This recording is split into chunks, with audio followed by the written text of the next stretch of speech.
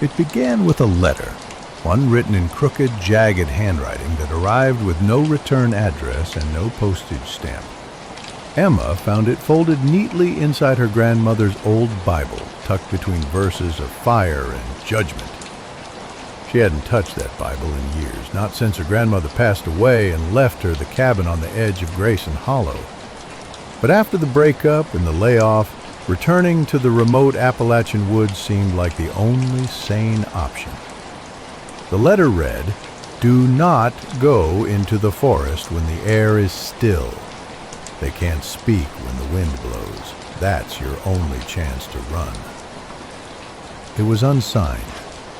Emma scoffed and tossed it into the fire. The flames curled around the yellowed paper like claws. She hadn't believed in ghosts or curses since she was 13. Grayson Hollow was silent that autumn. Too silent. The kind of quiet that pressed against your skin, made your ears ring with the absence of birds or bugs. The cabins sat hunched beneath towering pine trees that looked like sentinels, watchful, unmoving. Even the wind seemed reluctant to pass through. The first night was uneventful. Emma lit a fire, made herself some soup, and sat in the creaky armchair her grandmother used to nap in. She fell asleep with the hiss of the firewood in her ears. She woke up to 3 soft knocks, not on the door, on the window. 3 spaced perfectly apart, then silence. Emma sat up slowly, heart thudding. The fire had burned down to red cinders. She tiptoed to the window and peeked through the curtain. Nothing, just dark trees, darker than night should allow. Their trunks stood rigid like the bones of ancient giants. A twig cracked, sharp, deliberate. But she saw no movement. The next morning, she found footprints in the frost outside her window. Bare feet, human, but impossibly long. Toes like claws, stretched too far to belong to a man. She wanted to call someone, but there was no signal in Grayson Hollow. There never had been. Emma brushed it off. Maybe it was a deer. Maybe she imagined it. But that night, the air went still again, and again came the knocking. 3 knocks, always 3. This time she didn't look. She stayed frozen in bed, the covers pulled tight around her, praying for wind. But no breeze stirred, just silence. And then, whispering. Not outside, inside. She squeezed her eyes shut. The voice was brittle, like dry leaves dragging across old wood. "You see them now, don't you?" Emma didn't answer. "They saw you long before." The next morning, Emma found the cellar door wide open. She hadn't touched it. The rusted lock, which had held shut since her childhood, now lay on the floor, snapped clean down the middle, as if something had bitten through iron. A trail of frost-bitten grass led from the cellar to the tree line, each blade withered to gray. She stepped to the doorway and peered down into the black. It breathed. Not with air, but with something deeper, more ancient. The air seemed to bend around it, unwilling to cross into the darkness. Emma slammed the door shut, nailed it closed with 6 boards from the shed, and prayed it would hold. That night, she tried not to sleep. But she did. And the knocking returned.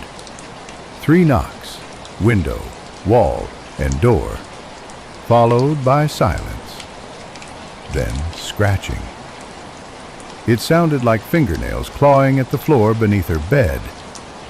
She bolted upright.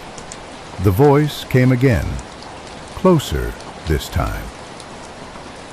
"She opened it, she opened it, she opened it." Emma screamed, ran from the room, but the hallway stretched impossibly long, with the walls pulsing like lungs. Each step echoed louder than the last until she woke up on the front porch, barefoot, covered in dirt, and her left hand was full of pine needles and hair that wasn't hers. The next day, Emma walked into town. 8 miles of dirt road, no cell signal, no cars, just cold air and old silence.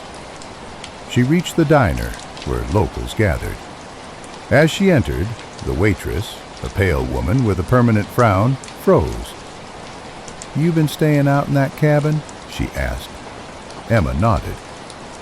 "You see the boy yet?" Emma blinked. "What boy?" The woman leaned in. "Small, blonde, no eyes. Shows up to those who don't belong." The sheriff overheard and pulled up a chair. His face was weary, like someone who'd buried truth too long. "There's stories," he muttered. "Don't pay 'em no mind." But his hands trembled as he drank his coffee. Emma left before sunset, but not fast enough. As she neared the final bend to her cabin, she saw him, a child, barefoot, standing in the middle of the road. His face was turned toward her. His eyes were hollow. He lifted a hand and pointed toward the forest, and vanished. That night, Emma tried something different. She stayed up with a flashlight, notebook, and knife by her side. As the clock hit 3:11 a.m., the knocking returned, but this time from above. The attic. She had never opened it. Ladder in hand, she ascended. The hatch creaked as she opened it. Dust fell into her eyes. She climbed up and gasped. The attic wasn't an attic anymore. It was forest. Inside her house, tall, skeletal pines stretched up into shadow. The floor was dirt. Her grandmother's rocking chair sat in the center, swaying slowly, though no wind moved. In it, something sat. A hunched woman, face obscured by long hair, whispering something too quiet to hear. Her hands bled into the wood like roots. She didn't look up. Emma stumbled back down, closed the hatch, and cried. Outside, the wind howled for the first time in days, and everything fell silent. Emma packed her things the next morning. She wouldn't stay another night. The whispers had grown louder, now even in daylight. Faces stared at her from the trees, features smeared like melted wax. She made it 10 feet into the forest trail before the world changed. The air thickened, the colors drained, and the path behind her vanished. No birds, no sound. The forest closed. And then she saw them. Figures in the trees, hanging, crawling, watching. Hundreds, all eyeless. Their faces tilted toward her, mouths open, whispering in unison. "We remember." Emma screamed, ran, but no matter how far she ran, the trees never ended. Her legs burned, her throat raw from sobbing. She collapsed at the foot of an old stone ruin, a forgotten chapel consumed by vines. Its door creaked open. Inside was her grandmother's voice.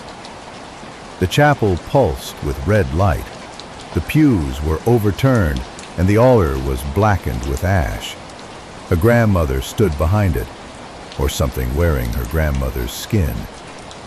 "You should not have come back," the voice croaked. Emma shook her head. "You're not real. You're dead." The thing smiled. "Death's just the doorway. You opened it." The ground trembled. Roots burst from beneath the altar, writhing like veins. They reached for Emma, wrapping around her ankles, whispering names in tongues long lost. "You're one of us now," the roots hissed. "You heard them. You let them in." Emma screamed, slashing at the vines with her knife. She bolted into the forest, no longer silent but wailing, alive with shrieks and groans. Something followed. Not footsteps, not animals. Something older. Emma stumbled into a pit. It hadn't been there before. She fell deep, deeper than a forest should allow, landed on wet stone. She lit a match. A tunnel. Lined with symbols, eyes drawn in blood, claw marks in the walls. She moved forward, the air thick with rot and memory. At the tunnel's end, a great door waited. Carved into it was her face, and above it the words, "We see you." The door opened. Inside, the boy with no eyes waited. So did dozens of others. The townsfolk, the sheriff, the waitress, her grandmother, all hollowed, all whispering. The boy reached out and touched Emma's chest. "You belong now." And everything went dark. Emma woke in her cabin. Morning light streamed through the window. The cellar door was sealed. The attic was empty. The woods were quiet, too quiet. She packed her things again, walked out the door, and made it to town without a single knock or whisper. But no one recognized her. They stared at her like a stranger. The sheriff was gone, the waitress missing, the diner was closed, and on every wall, in every window was a drawing. A woman with no eyes. Underneath it read, "Have you seen Emma?"